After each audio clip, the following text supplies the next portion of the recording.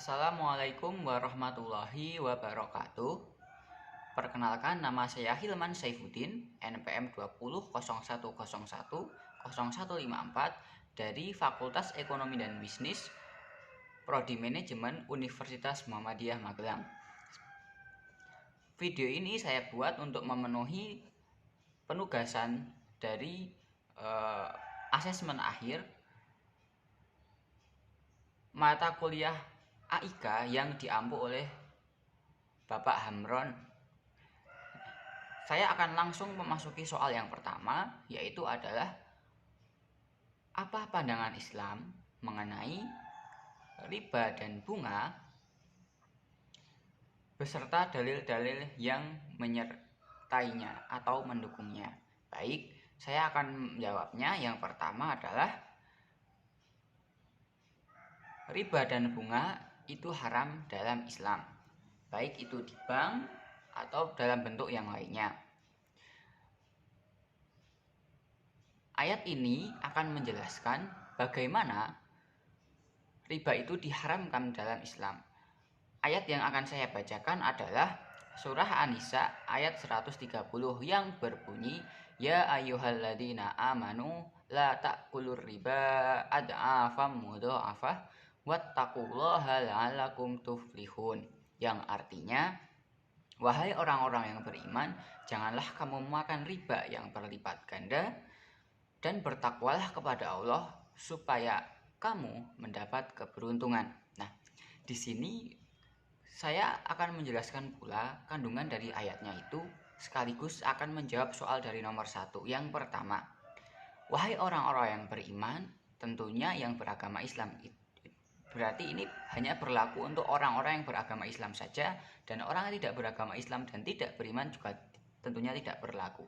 Nah, untuk ya, wahai orang-orang yang beriman, janganlah kamu memakan riba. Itu berarti untuk orang-orang yang beriman, yang menyatakan dirinya beriman kepada Allah, dia tidak boleh memakan riba yang berlipat ganda. Riba yang berlipat ganda ini bisa kita lihat dari produk-produk perbankan atau produk-produk lain yang berbau riba. Inilah yang disebut dengan riba berganda, dan ini dari potongan ayat ini saja ini sudah dapat dikatakan haram. Lalu selanjutnya Allah mengatakan dalam Al-Quran, wattaqullaha la'allakum tuflihun, dan bertakwalah kepada Allah supaya kamu beruntung. Dari ayat ini juga kita diseru oleh Allah yang bagi yang beriman saja untuk bertakwa kepada Allah, tinggalkan riba karena riba itu dosa dan akan membawa ke api neraka. Lalu Allah juga menyuruh kita untuk bertakwa kepada Allah dan supaya beruntung, dan bertakwa itu nanti akan membawa kita ke surga, seperti itu. Soal yang kedua adalah jelaskan bagaimana bank dan penanaman modal dalam Islam beserta dalil-dalilnya. Baik, saya akan menjelaskan mengenai bank dan penanaman modal beserta dalil-dalilnya. Dalam konsep Islam, bank konvensional dengan sistem riba itu dilarang dan bersifat haram. Lalu bagaimana dengan bank syariah? Nah, bank syariah ini diperbolehkan dalam Islam. Bank syariah ini menggunakan beberapa sistem, maksudnya beberapa metode yang bisa digunakan sehingga riba itu bisa dihindari. Yang pertama seperti sistem murabahah, lalu ada mudarobah dan lain sebagainya. Nah, itu bisa digunakan dalam sistem perbankan Islam. Nah, lalu bagaimana dengan penanaman modal? Nah, dalam penanaman modal ini terdapat banyak peraturan-peraturan yang harus diperhatikan, terutama dalam investasi atau penanaman modal tersebut, sehingga kita nanti bisa dapat entah itu dividen, feedback yang lain, atau capital gain. Baik, setidaknya ada 3 yang harus diperhatikan. Yang pertama, dalam penanaman modal kita harus mengetahui dulu apa usahanya. Kalau usahanya itu di bidang yang haram, otomatis kita tidak boleh menanamkan modal di perusahaan tersebut. Contoh, bagaimana kalau menanamkan modal di perusahaan produsen bir atau minuman keras? Itu jelas haram dan dilarang. Lalu bagaimana kalau menanamkan modal di bidang transportasi, misal transportasi bus atau transportasi pesawat? Nah, itu jelas diperbolehkan. Nah, kita harus konteks dulu bagaimana kita lihat mengenai usahanya tersebut. Jikalau usahanya halal, kita diperbolehkan untuk berinvestasi. Jika tidak jika tidak halal, kita tidak diperbolehkan untuk investasi. Seperti itu. Nah, ada juga kita juga harus memperhatikan bagaimana kita berinvestasi. Ya, bagaimana kita berinvestasi. Untuk itu, setiap investasi itu berbeda di penanaman modal. Nah, saya akan menjelaskan bagaimana sistemnya. Jika kita berinvestasi, lalu muncullah cara-cara kita itu, cara-cara yang horor, ada bagian-bagian yang horor yang tidak jelas, atau bagian-bagian yang menimbulkan bunga walaupun itu kecil sekali, mungkin hanya 0,0036% mungkin, tetap saja itu bunga dan itu dilarang, dan itu juga bagian dan itu juga mengandung horor. Nah, cara-cara investasi di penanaman modal seperti itu juga tidak diperbolehkan dan harus jelas pula tentunya. Nah, itu adalah bagaimana investasi atau penanaman modal itu berjalan. Nah, tentunya tadi sudah dua saya sebutkan larangan-larangannya. Setidaknya itu saja. Jikalau kita melakukan penanaman modal, kita harus menghindari dua itu, setidaknya larangan dua itu dulu. Nah, lalu selanjutnya dalil-dalil yang menyertainya. Dalam surah Al-Baqarah ayat 276, Allah menyebutkan, dan kami mengharamkan riba dan menyuburkan sedekah. Yamhaqullahu riba wa yurbit sedekah. Itu adalah bahasa Arabnya. Itu adalah potongan ayat, masih ada ayatnya lagi, tapi potongan ayat itu sudah cukup untuk menerangkan bagaimana soal kedua ini dijawab seperti itu. Nah, Allah itu sangat membenci riba dan Allah berjanji akan mengalahkan riba serendah-rendahnya. Nah, pertanyaan saya adalah, jikalau ada yang lebih subur dari riba, mengapa kita harus memilih riba? Kan seperti itu. Nah, ada banyak sekali yang lebih subur dari riba. Yang pertama, itu Allah sudah sebutkan sendiri, yaitu sedekah. Nah, sedekah itu Allah menjanjikan sebuah platform investasi. Platform investasi itu yang pertama sedekah, dan ya itu lebih berkali-kali lipat daripada kita membeli produk-produk perbankan, atau juga dia dapat bersaing pula atau bahkan menang melawan produk-produk penanaman modal. Nah, Allah menjanjikan, barang siapa yang bersedekah, aku akan lipat gandakan 10 lagi, dan Allah berjanji, barang siapa bersedekah, Allah akan mengabulkan permintaannya, Allah akan menghindarkan dia dari bala, dan Allah tidak akan membuat dia miskin. Seperti itu, dan hartanya tidak akan berkurang. Itulah yang janji Allah mengenai sedekah, di mana kita akan dilipat gandakan harta itu, yang disedekahkan itu 10 kali lipat. Jikalau kita riba, kita mungkin hanya akan mendapatkan 0,15% mungkin, dan seperti itu sebagainya. Jadi kesimpulannya adalah riba itu yang berada di konvensional itu haram. Lalu ada juga nanti di perbankan syariah itu masih menggunakan murabahah, mudarobah, itu masih diperbolehkan dan halal tentunya. Lalu bagaimana dengan platform investasi, modal, penanaman modal. Nah, gitu tadi juga sudah saya sebutkan apa yang harus dihindari. Yang pertama itu adalah horor, yang kedua adalah usahanya halal apa enggak. Lalu nanti juga sebenarnya ada fundamental, tapi itu masih terlalu dalam kalau kita bahas di sini. Seperti itu. Terima kasih. Soal yang selanjutnya adalah nomor 3 mengenai kredit konsumtif dan non konsumtif. Nah, soalnya adalah jelaskan bagaimana kredit konsumtif dan non konsumtif dalam Islam, lalu berikan dalil-dalilnya. Baik, saya akan memberikan dalilnya terlebih dahulu. Dalilnya itu adalah pada surah Al-Isra ayat 26 dan 27. Nah, kira-kira untuk ayat 26-nya itu hanyalah potongan ayat dan 27-nya adalah satu ayat full. Nah, kalau potongan 26-nya Allah mengatakan, janganlah kamu menghambur-hamburkan hartamu secara boros. Lalu di ayat 27-nya kira-kira Allah mengatakan seperti ini. A'udzubillahi minasyaitonirrajim. Bismillahirrahmanirrahim. Innal mubadzirina kanu ihwanasyayatin wa kana syaitanu lirabbihi kafura.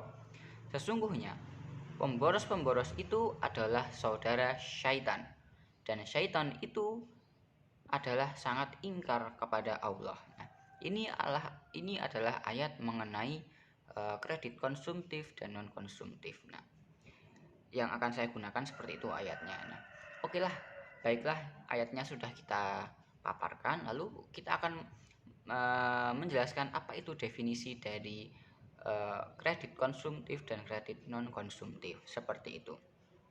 Pertama, kita akan mengetahui secara definisi dulu. Kredit itu secara definisi bisa juga diartikan dalam hutang. Nah, dalam Islam, hutang itu diperbolehkan asalkan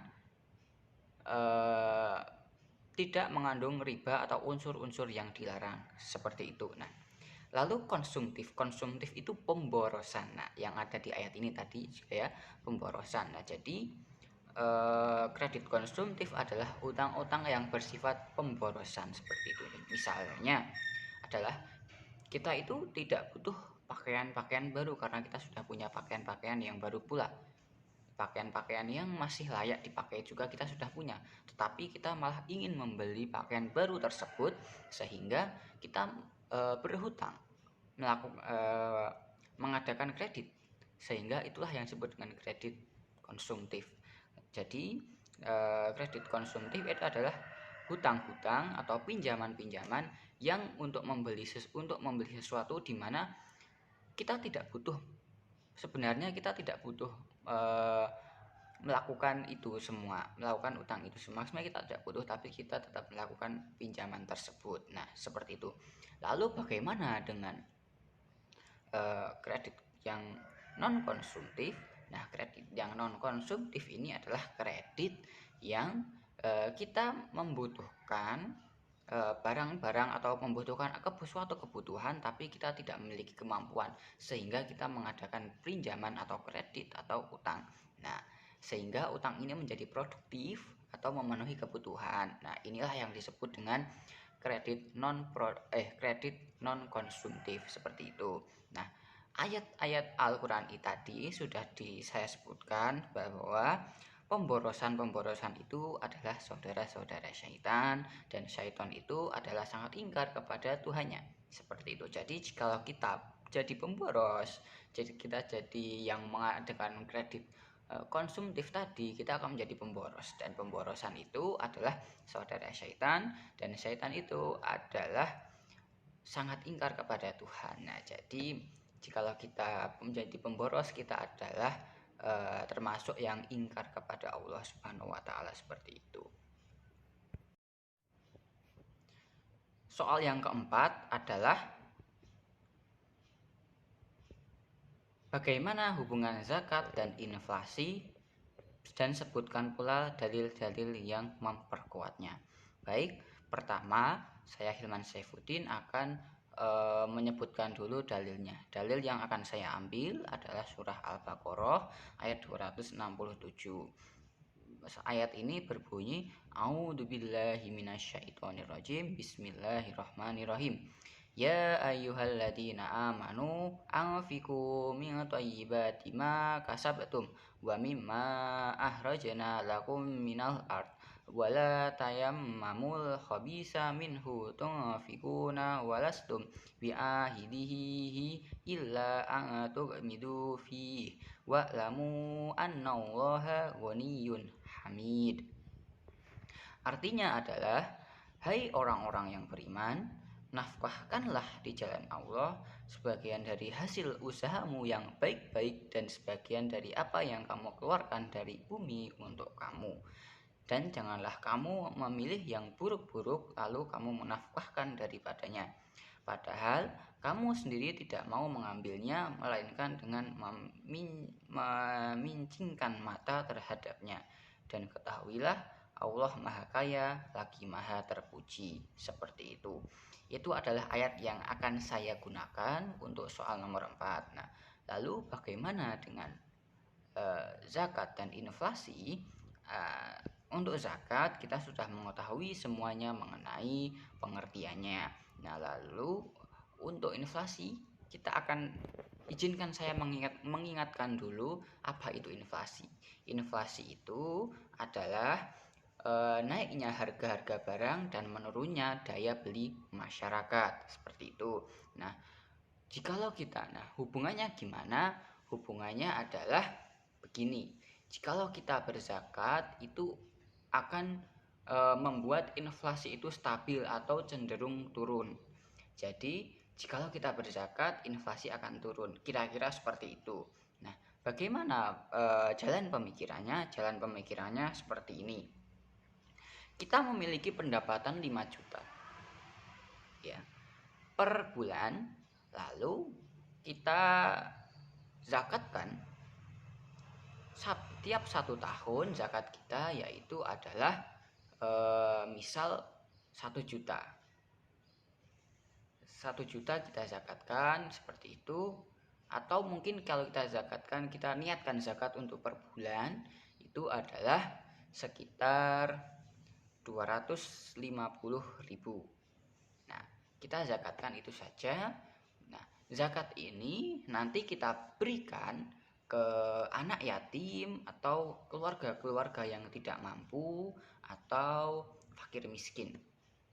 Nah, sehingga uang yang sudah kita berikan tadi, mereka yang tidak mampu atau dalam arti kurang beruntung dalam urusan dunia gitu, nah, mereka sehingga memiliki daya beli untuk membeli kebutuhan pokok, untuk membeli kebutuhan mereka lah, baju atau mungkin kebutuhan primer, sekunder dan sebagainya. Nah, ini zakat ini berarti tolak balik atau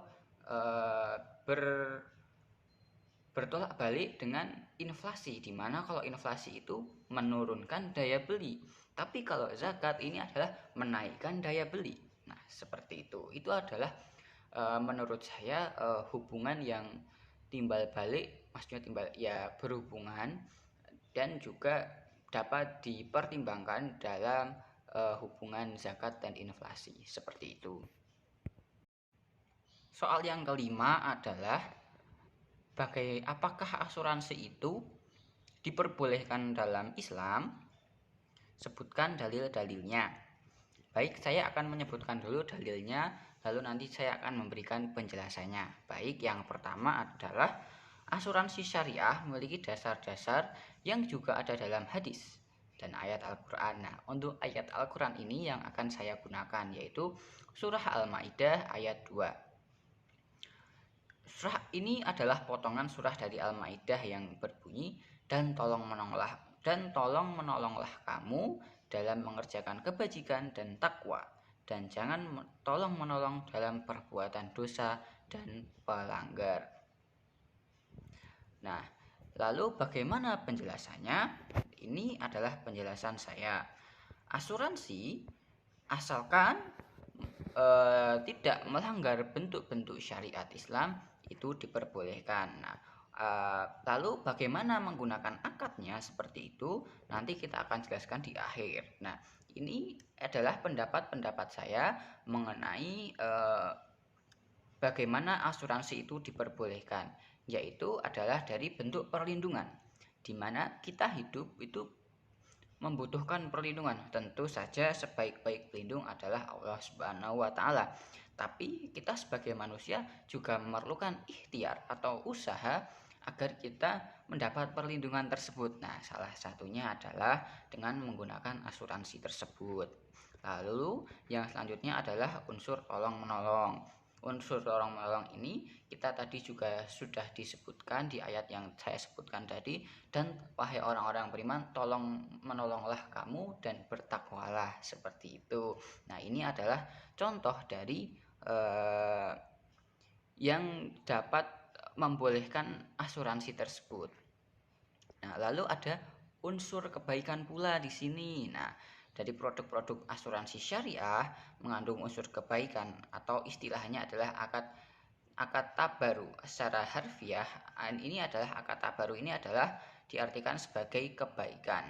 Aturannya, jumlah dana premi yang terkumpul disebut hibah yang nantinya akan digunakan untuk kebaikan, yakni klaim yang dibayarkan berdasarkan akad yang disepakati pada awal perjanjian, seperti itu. Lalu selanjutnya adalah berbagai resiko dan keuntungan, seperti itu ya. Kita sudah mengetahui semua, jikalau ada resiko maka ada keuntungan. Semakin besar resiko, semakin besar keuntungan. Dan disinilah akuntansi juga disinilah asuransi syariah berprinsip juga seperti itu, sama seperti itu. Lalu bagian dari bermuamalah. Nah, ketika kita melakukan asuransi, kita juga melakukan muamalah, baik itu dengan saudara, teman, ataupun mungkin orang-orang yang tidak kita kenal, seperti itu. Nah, lalu bagaimana dengan akad-akadnya, akad-akad asuransi? Ada beberapa akad, mungkin ada 3 jenis akad setidaknya. Yang pertama itu ada akad ijaroh, yang kedua ada akad tabaru, yang ketiga ada akad wakalah bil ujroh. Nah, bagaimana dengan akad ijaroh? Akad ijaroh adalah semua bentuk akad yang dilakukan untuk tujuan komersial. Lalu bagaimana dengan akad tabaru? Akad tabaru adalah semua bentuk akad yang dilakukan dengan tujuan kebajikan dan tolong menolong, bukan hanya untuk tujuan komersial saja. Lalu bagaimana dengan akad wakalah bil ujroh? Nah, akad ini di mana peserta memberikan kuasa kepada perusahaan asuransi dengan imbalan pemberian ujroh atau fee, seperti itu. Nah, demikian dari saya. Dapat kesimpulan yang ada di jawaban nomor 5 ini adalah Islam membolehkan asuransi asalkan tidak melanggar syariat-syariatnya dan menggunakan syariat-syariat. Asuransi itu menggunakan syariat-syariat Islam, seperti tadi ada akad tabaru, ada akad wakalah bil ujroh, lalu ada akad tijaroh, seperti itu. Dan tadi juga ada pendapat-pendapat yang mendukung bagaimana asuransi syariah itu bisa diterapkan, seperti itu yang sudah saya sebutkan tadi. Lalu tadi juga ada dalil-dalil yang sudah saya sebutkan untuk memperkuat, yaitu Al-Maidah ayat 2, seperti itu. Terima kasih.